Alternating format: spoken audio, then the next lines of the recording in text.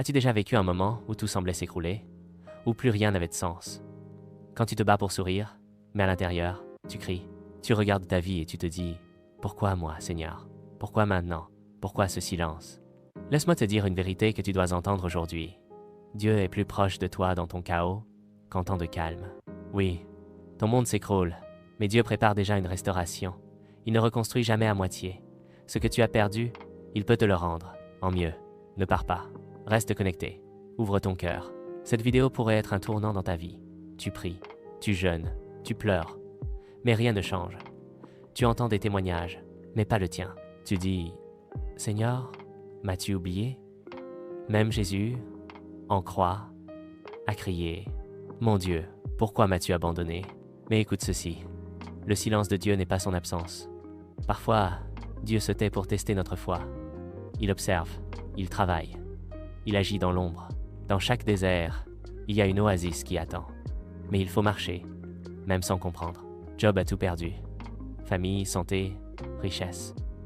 Pourtant, il a dit « Je sais que mon Rédempteur est vivant. » Et à la fin, Dieu lui a tout rendu au double. Toi aussi, continue.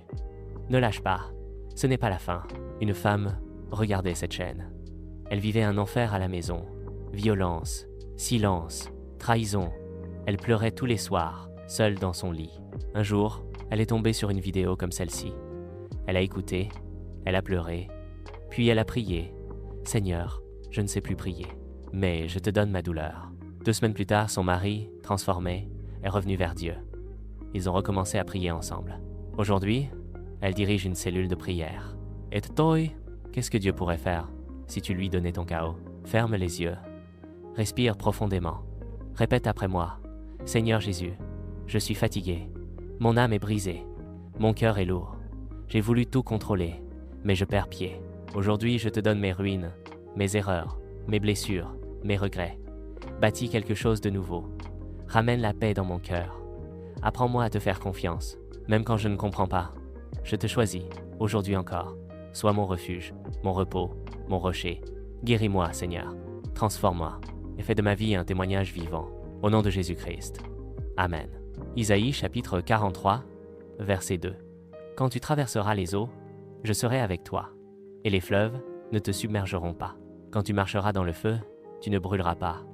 Dieu n'a jamais promis l'absence d'épreuves, mais il a promis sa présence dans l'épreuve. David a dit « Même quand je marche dans la vallée de l'ombre de la mort, je ne crains rien, car tu es avec moi. » Et si Dieu utilise cette vallée pour t'élever, et si cette tempête est ton école, et si ce que tu vis aujourd'hui t'équipe pour aider quelqu'un demain, ta douleur actuelle peut devenir une source d'espérance pour d'autres. Ne baisse pas les bras. Tu ne souffres pas pour rien. Maintenant, là où tu es, mets une main sur ton cœur. Ferme les yeux.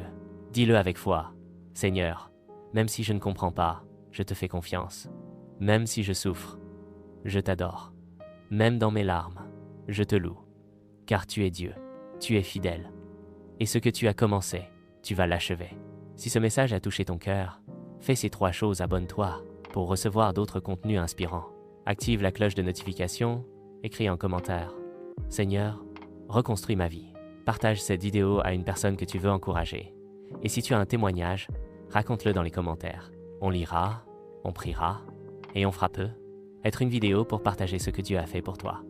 Ce n'est pas la fin, c'est le début d'un relèvement.